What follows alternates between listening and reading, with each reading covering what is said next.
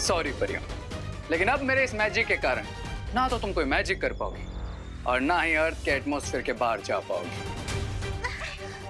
मुझे तुम्हारा ये अंदाज बहुत पसंद है रे। हमला पहले करते हो और बात बात में। भाई राजा, आप अपना अंदाज अपने पास रखिए। वो देखिए, परियां भाग रही है।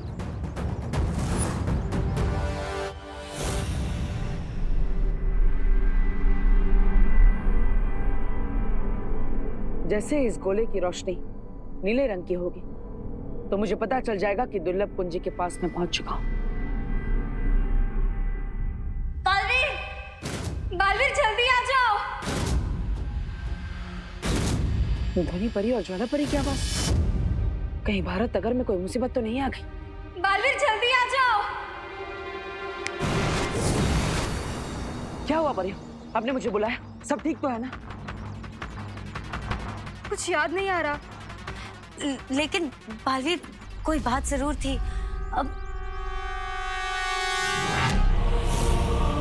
बालवीर, बालवीर, बालवीर।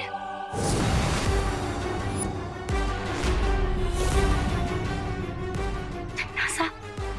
मौत, मुसीबत और तिम्नासा बिना बताए ही आते हैं।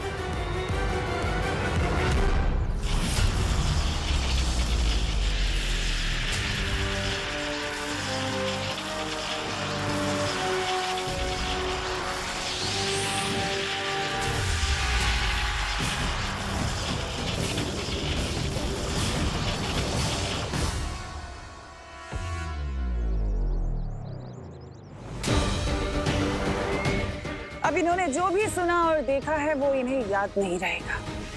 अरे इससे पहले कि बालवीर आए, इन परियों पे से अपनी जंजीरें हटा लो। There you go.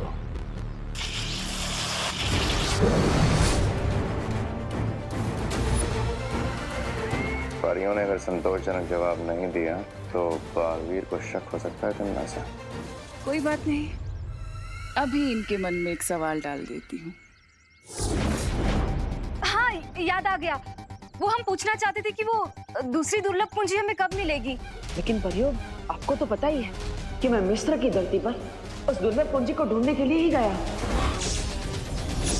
नहीं, हम ये जानना चाहते थे कि वहाँ कोई समस्या तो नहीं हुई है। नहीं, अभी तो वहां पर कोई समस्या नहीं, क्योंकि तिम्नासा को ये लगता है कि मैं मिस्र बच्चों को सैर कराने के लिए लेकर गया, जबकि असल में मैं उस कुंजी को ढूंढने के लिए ही गया। ठीक है बालवीर, तुम जाओ और सफल होकर लौटो। हाँ ज्वाला परी, आप भी संभल कर रहिएगा। पता नहीं तिम्नासा कौन से चाल चलते। हाँ बालवीर। यानी दूध से गैया और पनीर खाए हलवाई। यूं तो हम अपना राज छुपाने की बहुत कोशिश कर रहे थे, लेकिन इन बेचारों का खुद का ही राज ओपन हो गया। और इस जीत का सारा श्रेय मुझे जाना चाहिए, क्योंकि मैंने भैरानी को बुलाया था, है ना भैरानी? श्रेय भी मिलेगा, तौबा तौबा, और इनाम भी। बस कुछ वक्त और। अब तुम लोग जाकर इन परियों को अपने कब्जे में ले लो, इससे पहले कि इन लोगों की याददाश्त वापस आए, क्योंकि हमारे पास बस 4 पहर का ही वक्त है। चिंता मत करो तिम्नासा, बहुत जल्द वो दोनों परी हमारे कब्जे में होंगे। ठीक है भैमार, अब मैं मिस्र जा रही हूँ बालवीर से उस दूसरी कुंजी को छीनने।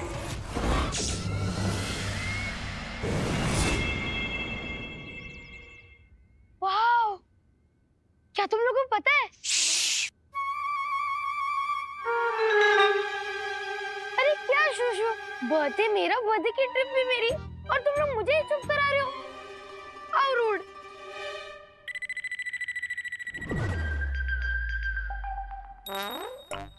ये क्या है?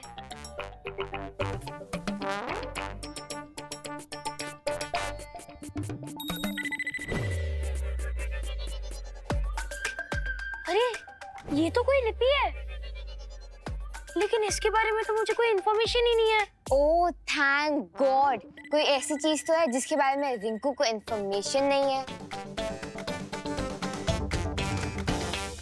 जी, ये पिरामिड वाले लोग साफ सफाई नहीं करते क्या? हाँ, यहाँ तो सिर्फ मिट्टी मिट्टी है। अरे चिंटू, ये मिट्टी नहीं है, इस मिट्टी के नीचे हिस्ट्री है, हिस्ट्री। और हम कुछ ही दिनों में हिस्ट्री के पन्नों में रिकॉर्ड होने वाले हैं, याद रखना। रिंकू, एक मिनट, तुम्हें अभी थोड़ी देर में ये लिपि साफ साफ दिखाई देगी।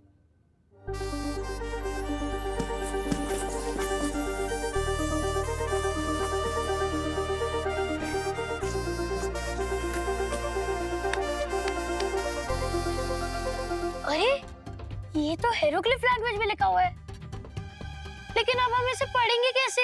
रिंकू, अगर तुम इतनी दूर आकर भी यहाँ की कहानी ना समझ पाए तो क्या फायदा?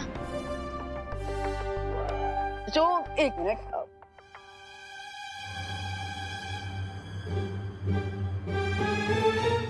ये क्या है? अरे मैं तो इसके बारे में बताना ही भूल गया था। ये एक जादुई ट्रांसलेटर है, मालवीर ने मुझे दिया यहाँ की लैंग्वेज समझने के लिए। हम जैसे इस टॉर्च की लाइट इस साइन लैंग्वेज पर पड़ेगी, इस ट्रांसलेटर और स्पीकर की मदद से हम इसकी भाषा समझ पाएंगे। ओह, एक मिनट। आज से हजारों साल पहले मिस्र में एक खूंखार राजा हुआ करता था जिसका नाम इमाया था और जो आज भी मम्मी बनकर इस पिरामिड में दफन है।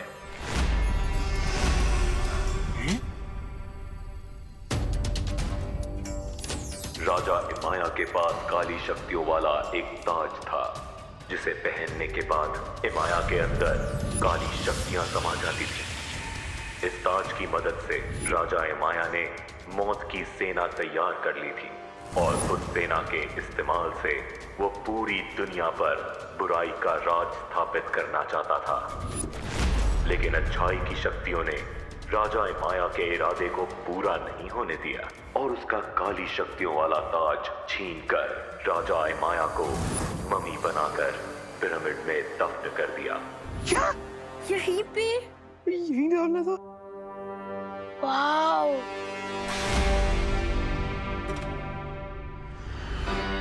अच्छी शक्तियों का सेनापति जमजमा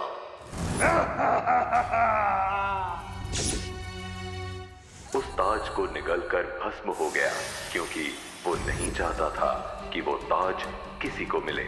लेकिन अभी भी वो काली शक्तियों वाला ताज नष्ट नहीं हुआ है।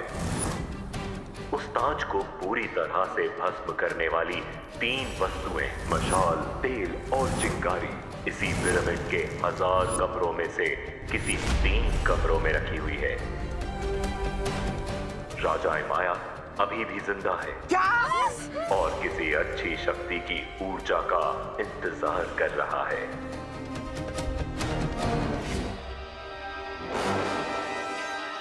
वाओ, और रिंकू सर मैं कहाँ पे लेके आ गया? मैं तो इतना मासूम स्वीट सा बच्चा हूँ, कहीं वो महाराज इमाया की नजर मेरे पे ना हो। अरे रिलैक्स चिंटू, ये सब सिर्फ कहानियों में होता है, जेल डरने की कोई बात नहीं है। ठीक है। चलो अभी चलते हैं। हाँ यार, चलो चलो चलो।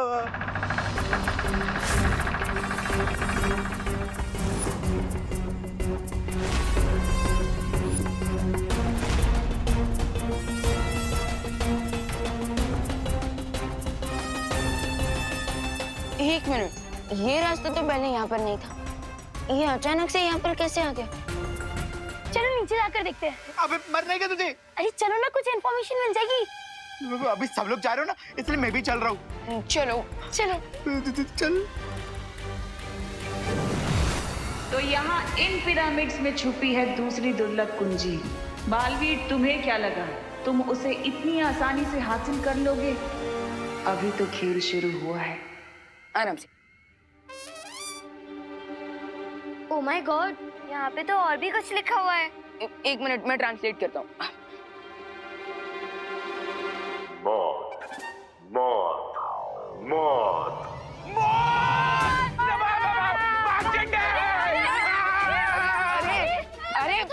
अरे रुको, रुको, रुको। जब बालवीर हमारे साथ है तो हम डर क्यों रहे हैं? अरे लेकिन कहाँ है बालवीर? अरे तुम तुम सब डरो मत, यूपी के वैसे होते हैं बड़े सासे। आरोही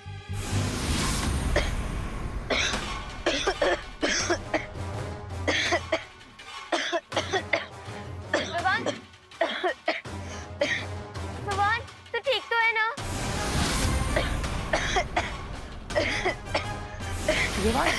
जी।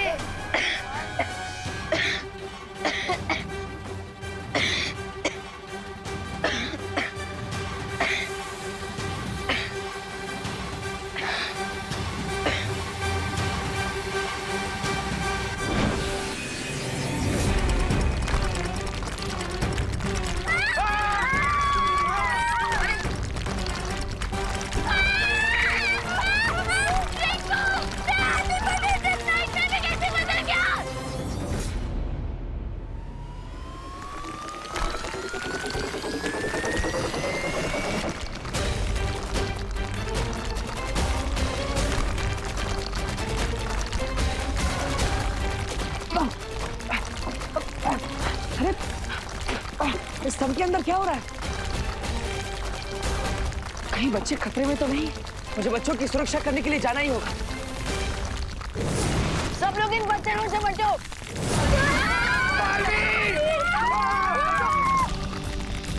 एक साथ आ जाओ, एक साथ आ जाओ।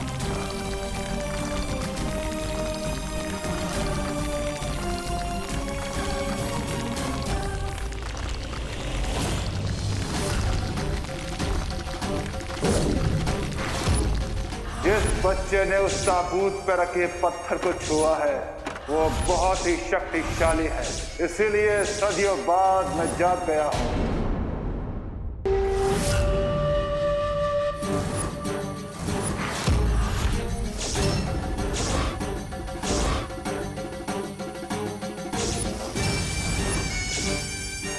जिस बच्चे ने उस ताबूत पर रखे पत्थर को छुआ है वो बहुत ही शक्तिशाली है,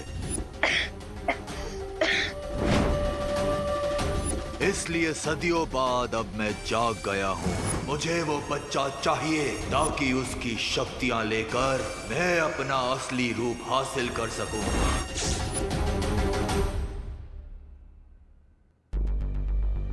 कहीं विवान और अनन्या का शक सही तो नहीं है? शुंडाकारी स्तंभ में जो हुआ वो किसी खतरे की घंटी तो नहीं थी, जिसे मैं समझ नहीं पा रहा।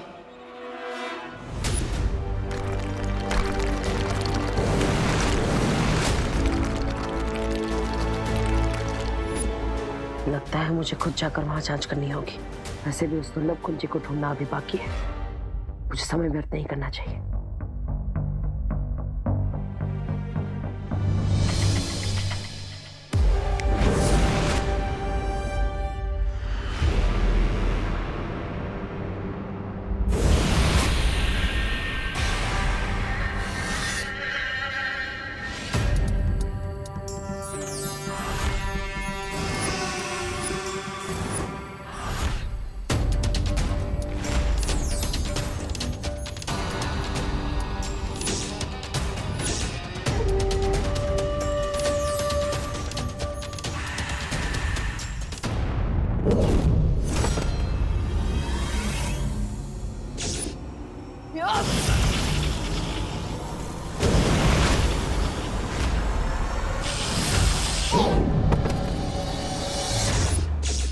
हमारे नए मेहमान के साथ ऐसा सलूक।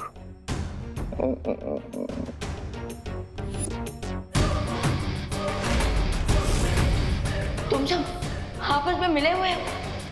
तुम्हें क्या लगा विवान कि तुम्हारा इजिप्ट का टूर हमें डिस्ट्रैक्ट कर देगा? माफ करना, पर क्या है ना कि तुम्हारे पीछे पीछे तिम्नासा भी मिस्र पहुंच गए और वहां उसे मिल गया उसका नया दोस्त। हाकून इब्न इनारंग, तुम्हें देख के लगता है कि तुम्हारे अंदर भी अच्छाई को नेस्तो नाबूद करने की तड़प है। बिल्कुल सही समझा तुमने। और जिस अच्छाई की ताकत ने तुम्हें जगाया है उस तक पहुंचाने का रास्ता मैं तुम्हें बता दूंगी। काल लोक की रानी तिम्नासा ने मुझे यहाँ तक पहुँचाने के लिए खुफिया रास्ता तैयार किया। अब समय है सम्राट हिमाया अपना वादा पूरा करने का। जरूर भीमहार, जरूर।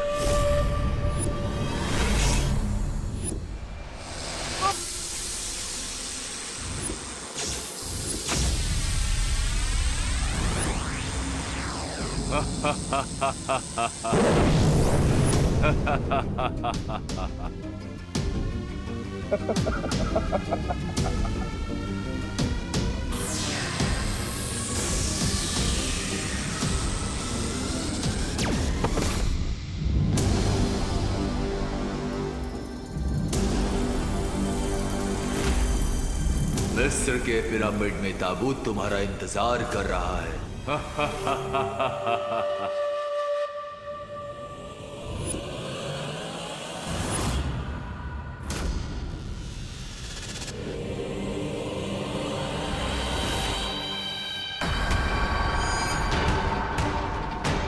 यकूत वल हंद जूद महारमी बनी हरूद समित रा मबूद यद कफा नमीरूद वयम दहा मैसुर जदीद सली वजूद समित रा मबूद यद कफा नमीरूद वयम दहा मैसुर जदीद सली वजूद।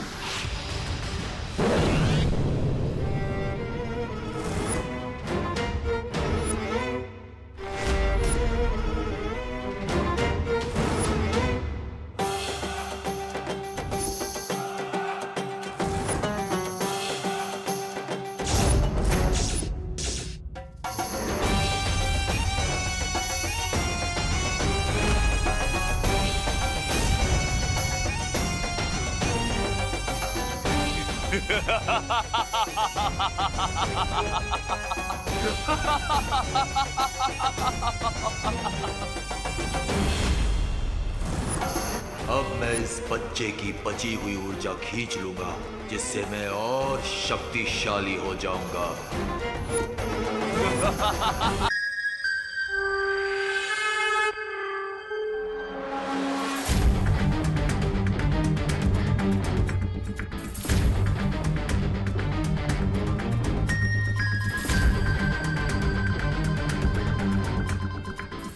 इस यंत्र की रोशनी टिमटिमा रही है। इसका मतलब वो दुर्लभ कुंजी यही कहीं आसपास है।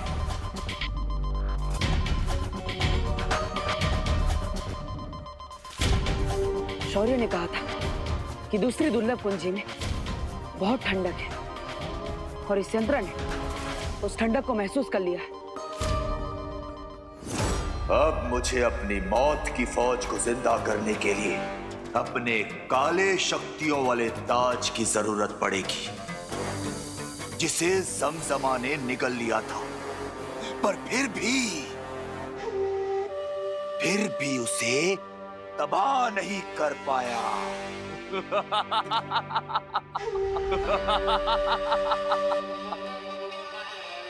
माया को इसका काला ताज किसी भी हाल में नहीं मिलना थी। मुझे यहाँ से तुरंत निकलना होगा। अरे मेरा मैजिक क्यों नहीं काम कर रहा है? मैं गायब क्यों नहीं हो पा रहा हूँ? मुझे विभू भैया से बात करनी पड़ेगी।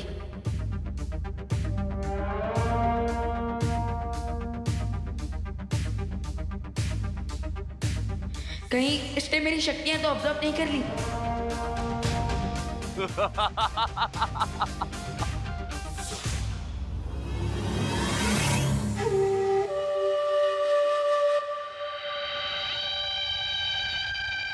अब तो बस ऐसे ही आंख बंद करके पड़े रहना होगा मुझे, और यहाँ से भागने का चांस का वेट करना होगा।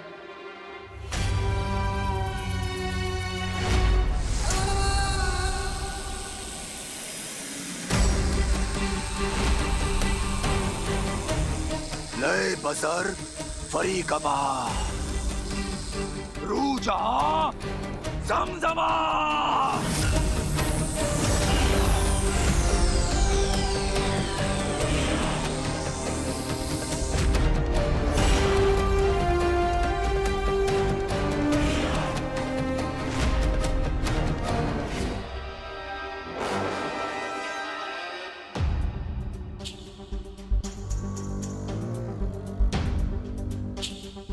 इससे पहले तिमनासा को थोड़ी सी भी भनक हो, मुझे जल्द से जल्द उस अगली दुर्लभ कुंजी को ढूंढना ही होगा।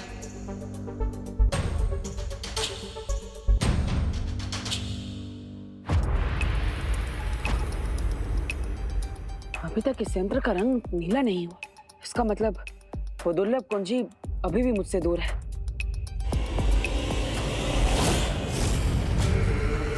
तुम सिर्फ कुंजी से ही नहीं, विवान से भी बहुत दूर हो चुके हो, क्योंकि इमाया तुम्हारे भाई विवान को बहुत जल्द दफन करने वाला है। लेकिन मुझे इस बात से कोई फर्क नहीं पड़ता, मुझे तो बस वो चाबी चाहिए।